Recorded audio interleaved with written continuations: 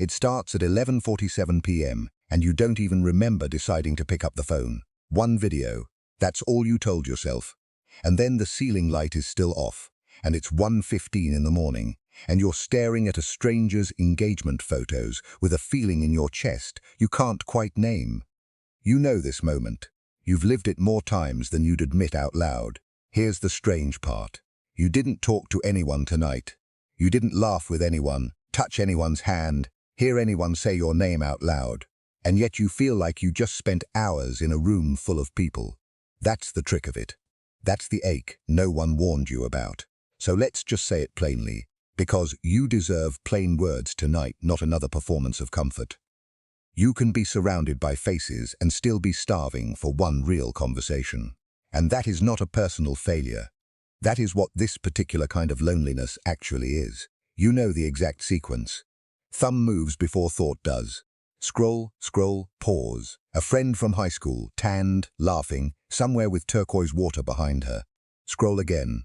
A stranger's kitchen renovation, marble counters catching perfect light. Scroll. A couple, matching sweaters, captioned, "Grateful for this life." And something in you goes quiet in a way that isn't peaceful. It's the quiet of comparison. The quiet of coming up short against a version of life that was never real to begin with. Just the 7 seconds someone chose to keep. Ask yourself honestly, when was the last time scrolling actually made you feel less alone? Not distracted. Not full for a second. Less alone. Chances are you can't remember one. That's not an accident. That's not you doing it wrong. That is the entire architecture working exactly as it was built to work.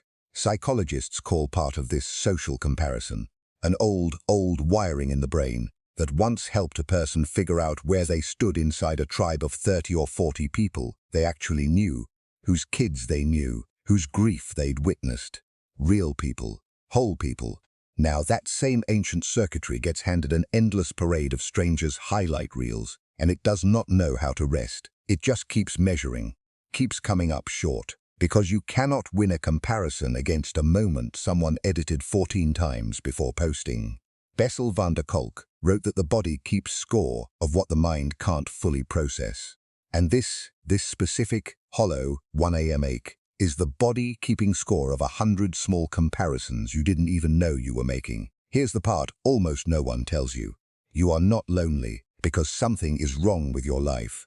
You are lonely because some old, wise part of you knows the difference between connection and the appearance of it, and refuses to be fooled by the substitute, no matter how many times you offer it one. That refusal is not brokenness. It's the opposite. It means the part of you built for real closeness is still fully alive in there, still awake, still holding out for something real, even when you keep handing it something curated instead. What feels like a wound is actually proof that you haven't gone numb. Let that land for a second. So what do you actually do with that at 1 a.m., phone still warm in your hand? Start small. Tonight, before you open the app, take one breath and ask yourself a single honest question. What am I actually hungry for right now? Not entertainment, not distraction. Name the real thing, attention, comfort, the simple proof that you matter to someone. Naming it, even just to yourself, loosens its grip a little. Then try this shift, because it changes everything. Stop treating that hollow feeling as evidence you're doing life wrong, and start treating it as a compass.